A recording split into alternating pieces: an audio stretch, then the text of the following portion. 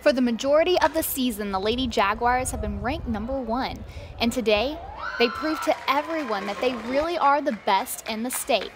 Westmore faced Union in the championship game of the 2012 6A slow pitch softball tournament. Westmore's bats lit up as bright as the lights in the ASA Hall of Fame Stadium, and Westmore would win it 18-7. This team, every game we fought, every game all the way to the end, and that's all I can ask, as a coach. And I'm very proud of, as a coach, you couldn't be more proud of young ladies after. This game would go scoreless the entire first half, but check out some of these shot attempts by Westmore that were somehow all blocked by the Generals' very impressive goalkeeper.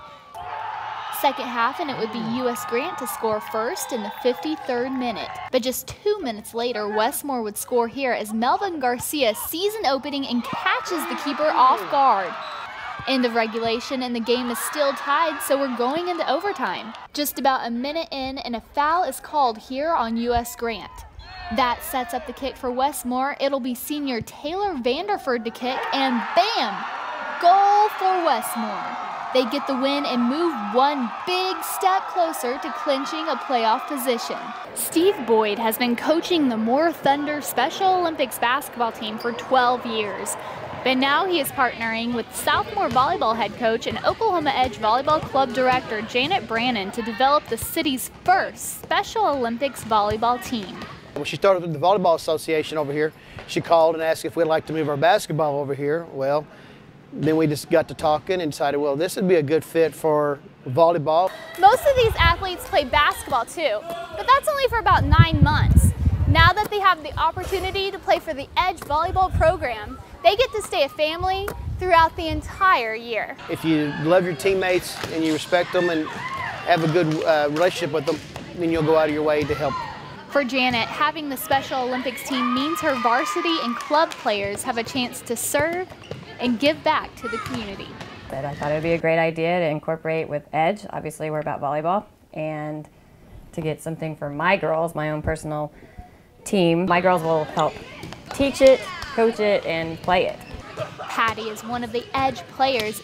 She says she's most excited about meeting new people through volleyball.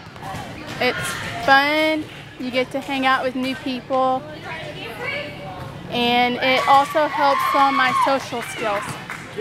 Learning new steps and having fun. Reporting for MMTV, I'm Clancey Cleveland. Now in the baseball, Westmore played at Moore on Thursday, where the Jaguars won 10-3. Moore had a chance to redeem themselves when they played at Westmore for the second Moore War game in as many days. The game was scoreless through the first 3.5 innings, but Westmore would score here in the 4th. Moore was quick to answer, though, and wouldn't back down from there as they would go on to win 3-1. Yeah, Rob, right now I'm out at the Karsten Creek Golf Club in Stillwater, where the 6A Boys Golf State Championship Tournament is being held right now. It's the second day of the 2-day tournament, and check back with moremonthly.com later today to see how our Moore team, as well as our individual from Southmore and Westmore, did. Get to play on a nice course and finish pretty well, so hopefully go to the next level and play well too. March 1st was opening day for slow pitch softball. 3 huge wins for our Moore teams, but we'll get to that in a second. First, let's take you to Norman, where the Lady Sabercats took on Putman City North in the first round of the area tournament. Southmore knew they had to win this one to stay alive, and every player stepped up to the challenge. Sarithia Hawkins put her team on the board with this offensive rebound and shot. She'd finished the game with a team high of 15 points. Southmore was close behind the Panthers the entire game and started the 4th quarter down 39-35. Gilbert would have a big hand in closing that gap with this layup from Kayla Tucker. PC North wasn't going to allow that anymore, so they started fouling Gilbert again and again. But Gilbert would blow the Panthers' theory and sink 6 free throws to take the lead at 49-47 with just over 2 minutes left in the game. Coming down the stretch, this Panther shot would give them momentum, and this steal and layup with just seconds left clinched the game.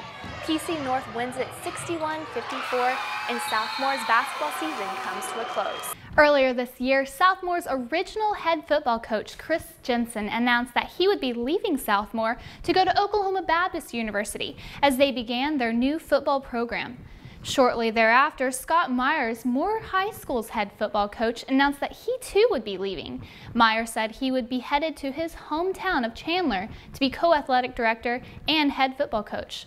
That left 2 of the 3 head coaching positions in our school district vacant. Carl Frank, the athletic director for the Moore School District, said that the task of filling the 2 positions at the same time was daunting. With any of our head coaches, we're looking for coaches that will come in here that want to run a total program and really want to take the interests of our kids in mind first. And those 2 men would be Todd Waters and Jeff Brickman.